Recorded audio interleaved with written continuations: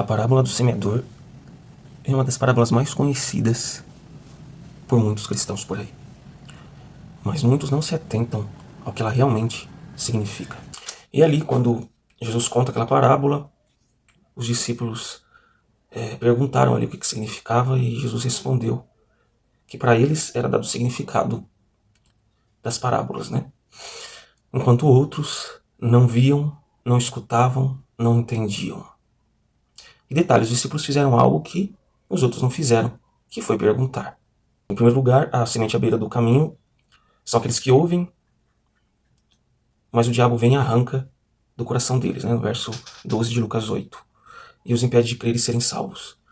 Então ele até ouve, mas a sua mente fechada, a sua indisposição de aceitar, faz com que aquela semente ela dê perca total. E, infelizmente, muitas pessoas vivem essa realidade de só ouvirem, mas entra por um ouvido ali, sai pelo outro, e acabam não aceitando, porque sua mente está muito fechada às novas verdades. Eles não estão receptivos àquela verdade. Eles não aceitam aquela verdade. Esse grupo talvez, não sei se é tão comum, é no meio religioso, mas pelo menos quando se trata de algumas verdades. Quando se trata de novas verdades, talvez alguns eles creiam em certas verdades até aqui. Passando daqui para lá, o seu coração se fecha totalmente, né? Isso também é prejudicial. E as que caem no solo rochoso, né? Aqui Jesus explica que aquelas pessoas que elas ouvem a mensagem diferente do primeiro grupo, recebem essa mensagem com alegria. Eles ficam entusiasmados, mas nas primeiras provações eles desanimam. Pessoas na época que foram, estavam firmes na fé, mas quando foram perseguidas ali, acabaram desanimando. Ou quando a vida não vai do jeito que elas esperam, né? Tem pessoas que acham que ser cristão vai dar tudo certo, e aí começam a pagar o preço de ser um cristão. Um preço social, um preço até financeiro, e aí elas acabam desanimando. É um solo que não tem profundidade. As raízes elas não são profundas, porque o solo é rochoso. De início o solo até é uma terra boa, mas ele, na sua profundidade ele se mostra rochoso, fazendo com que a verdade ela não se aprofunde. E quando a gente não tem a verdade aprofundada no nosso coração, na primeira dificuldade a gente coloca Deus em dúvida, a gente desanima da nossa fé, a gente para de orar, para de ler a Bíblia, para de buscar Deus, para de ir para a igreja. Desanima. Infelizmente. E isso pode ser uma realidade entre o povo de Deus, né? Que passa por situações assim. Existem aqueles, né, que Jesus citou, que são as sementes que caem entre os espinhos, que ouvem a mensagem, mas ela é sufocada pelas preocupações, riquezas e prazeres desta vida, de modo que nunca amadurecem. Colocamos nossas preocupações em primeiro lugar, às vezes. Nossa preocupação não é ter uma comunhão com Deus. Nossa preocupação gira em torno do financeiro, coisas que são válidas até, coisas que são boas quando são tratadas no seu devido lugar, mas que se tornam prejudiciais quando ocupam o lugar de Deus. Então podemos focar mais no nosso financeiro, focar até mais no nosso casamento do que na nossa própria relação com Deus. O casamento é uma coisa boa, nosso relacionamento. E há outras coisas também, além das preocupações, que podem fazer com que o solo do nosso coração seja um solo com espinhos. As riquezas e prazeres desta vida. Quantas vezes nós colocamos os prazeres na frente da vontade de Deus, né? E esses prazeres que são alimentados no nosso coração, eles impedem que a palavra de Deus amadureça. Então é preciso eu me identificar qual o solo que tem sido meu coração. Eu imagino que dentro do cristianismo talvez muitos sejam aqueles que desanimam quando enfrentam provações, né? O solo rochoso, o solo espinhoso, que tem cuidado com as riquezas e prazeres desta vida e deixam Deus de lado. Talvez o nosso coração seja um pouco dos dois, né? Um pouco rochoso, um pouco espinhoso. E com isso nossa vida espiritual não vai para frente. Nós precisamos pedir para que Deus faça uma limpeza do solo do nosso coração, para que quando a semente brotar, tenha um rendimento muito grande. A grande colheita. Uma colheita 100 vezes maior do que a quantidade semeada.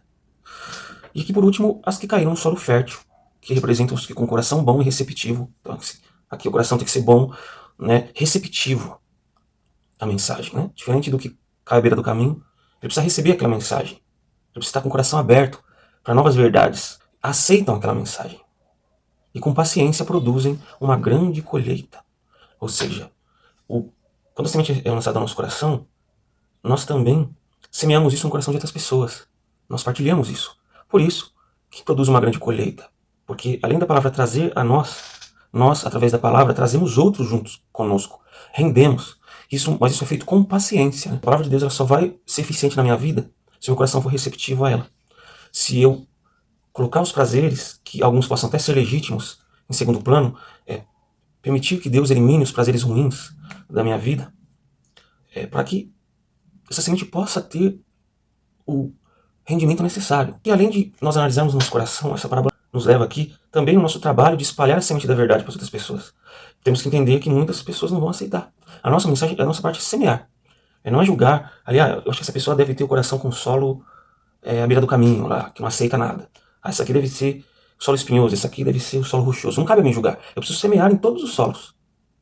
Agora, como aquele solo vai reagir à semente, isso cabe a outra pessoa e não mais a mim. Então a gente não pode desanimar se muitas sementes nossas não germinarem quando pregamos o Evangelho. Mas devemos continuar semeando, porque sempre a semente cairá em um solo de um coração bom, receptivo, que ouve a mensagem, que aceita e que, após ser alcançado, alcançará muitos outros corações.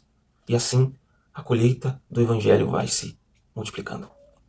Que o nosso coração seja receptivo à mensagem de Deus, que possamos alcançar outros corações também receptivos à mensagem dele. Que as nossas preocupações com dinheiro possam ter o seu lugar. E uma pergunta que ela faz muita gente pensar é o que nós fazemos na nossa primeira hora do dia.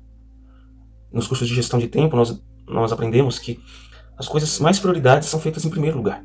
E na palavra de Deus também fala, buscar em primeiro lugar o reino de Deus. Então o que eu faço em primeiro lugar? Se eu vou para as redes sociais, isso indica já o que meu coração coloca em primeiro. O que vai sufocar a mensagem do meu coração? Pode ser as redes sociais.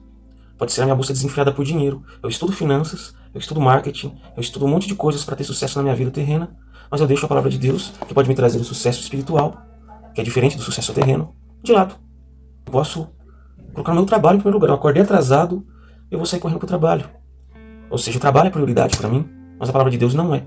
O trabalho é uma coisa boa em si, mas quando toma o lugar de Deus, ele se torna prejudicial. Então o trabalho acaba sendo o que sufoca, os espinhos que sufocam o nosso coração.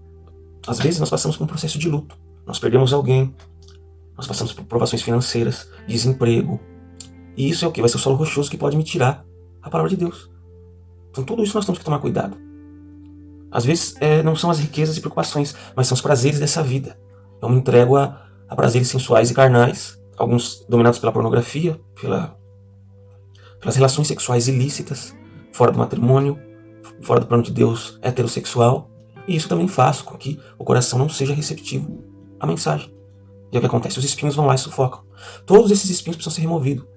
Todas essas rochas precisam ser removidas. E para isso nós precisamos pedir para Deus fazer a oração do profeta, remover o nosso coração de pedra e colocar um coração de carne. Essa é a minha oração e meu desejo para a minha e para a sua vida. Reflita no dia de hoje. Qual solo o meu coração tem representado?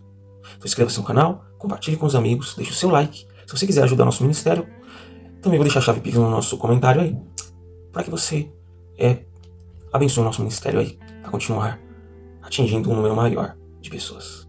Até mais.